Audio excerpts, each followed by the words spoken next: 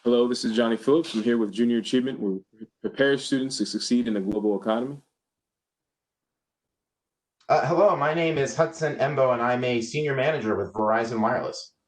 Hudson, thank you for taking the time out of your day to have a quick fireside chat with me, share some insight for some of our students. To start off, would you mind explaining your job story? Meaning, what you do for a living, and how you maybe found yourself in that position? Absolutely, that is a great question. So my title is senior manager at Verizon Wireless, and my main job and responsibility is to support a team of what we would call business to business or B2B representatives in the small to medium business space, which would mean companies that work generally primarily 10 employees all the way up to the 500 employee mark. We're territory based, so I work in Northern Virginia, right outside of DC. And like I said, I have a team of 5 individuals. And then, so what really my job at the end of the day is to make sure that they have all the tools, resources, knowledge, and information needed to be completely successful in their day to day operation, which is going out, finding prospective clients, maintaining our base, and providing a very positive customer experience. How I ended up in this position today, it's a great question. I have been now with Verizon for this is year 16. Pretty much most of my adult life, I've been a proud V-teamer, which is what we like to call ourselves internally in the organization, anyone who works at Verizon. I've had many different jobs within the company.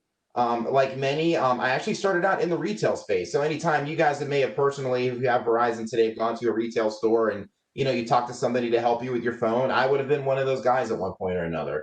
I started that, like I said, very many years ago, as what we would call like just a retail rep, and I was that front line of support. And within that, first few years, I had various different job titles and progressed relatively quickly. I went from an entry level position into more of a senior entry level position where I had some management responsibilities. And then, within about a year or so, I became an assistant manager, which meant my job was to be the bridge between the general manager and the frontline people. And then a few years thereafter, I became a general manager and did that job for many years. And then I came over into our current organization into B2B in about 2013 as the business account manager role, which is the one I spoke on earlier, where they directly deal with clients. And I did that for a few years, and now find myself in this business account manager role today. So that's a little bit about my journey as far as the titles themselves goes. Now, how I was able to to achieve on that completely, different scenario, as well. So I think the way that I was able to progress each time was the ability to not only do my job that I was in today, but to also be able to teach the job that I was doing.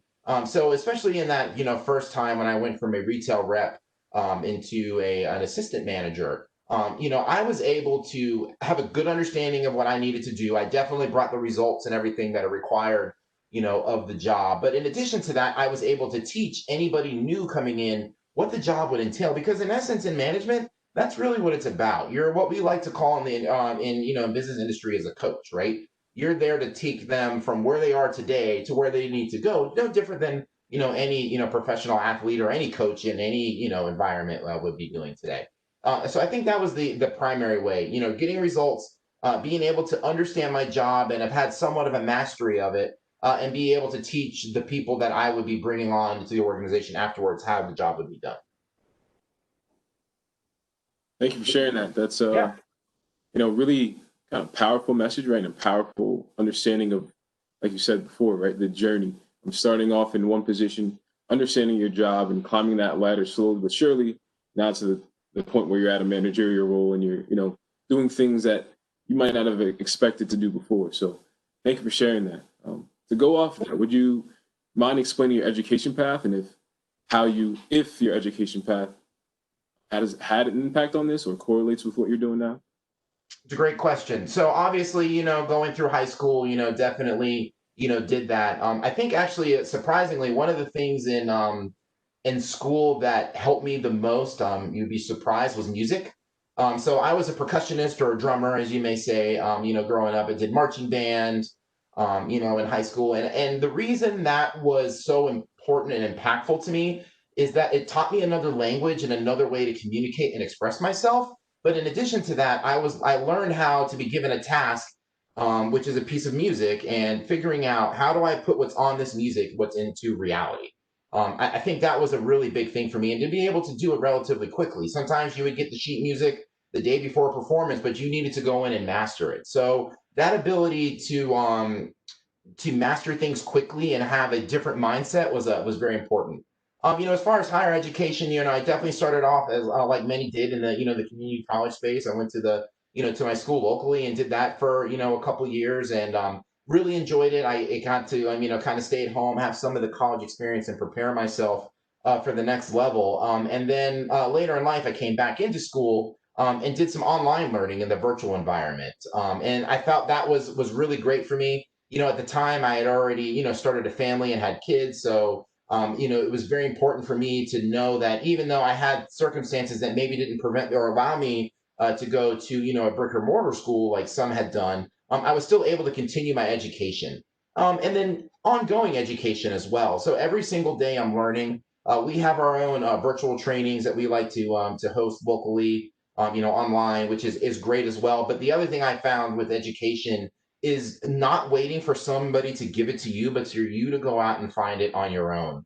That has had probably the most impact on my life. So anytime, a new product comes out, a new initiative, I always want to be a master of it. So how do I do that? I got to go to the sources. I go, online, I ask other industry experts, exactly what's going on. So that continuous education too, because it's one thing to have your degree. That's very important. That gives you the credence and the ability to say that I do know what I'm talking about. But then once they give you that job, you got to be able to keep up with the education as well. So that's the two main things. Definitely having a foundation of your primary and secondary schools, but then on top of that, just having a thirst and a hunt for knowledge your entire life is going to come very, very important.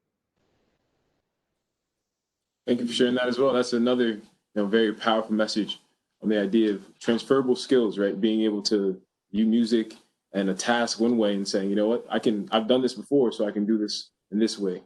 But also finding what's right for you, right? And taking your time and, playing it in your way and understanding how you can go about it for yourself. So appreciate you sharing that. To end off, last question. If you can go back, what advice would you give your younger self, if you would give yourself any?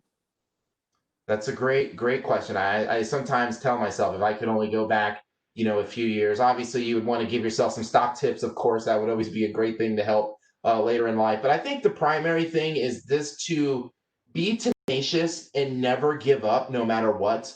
If there's something in front of you that's an obstacle, there's always going to be a way around it. So just figuring out what is that obstacle, what's preventing you from getting where you are today to ultimately where you want to go, and never ever giving up on it. So if there's a dream that you have, no matter how small you think it is, don't give up on it. Pursue that dream, and ultimately it'll come true. So that would be the biggest advice: is just to never give up, no matter what adversity is put in front of you. You'll make it through. Right? Just trust it, and at some point it'll come, right? Absolutely. Yeah, because it's going to definitely come your way. And just know that you got to where you are because of everything that is about you. Be yourself, do the right thing, um, and know where you want to go. That's the main things that I would tell my younger self. Once again, leaving us off with another powerful message. Hudson, we appreciate it. They say your time is the most valuable thing you can give, so we really do appreciate you taking this time out of your day to share some insight and your perspective and your journey, right, and how you got to this place and putting on for Verizon. So we appreciate you and look forward to speaking with you again in the future. All right. Thank you very much, Johnny, and good luck, everybody. Thank you.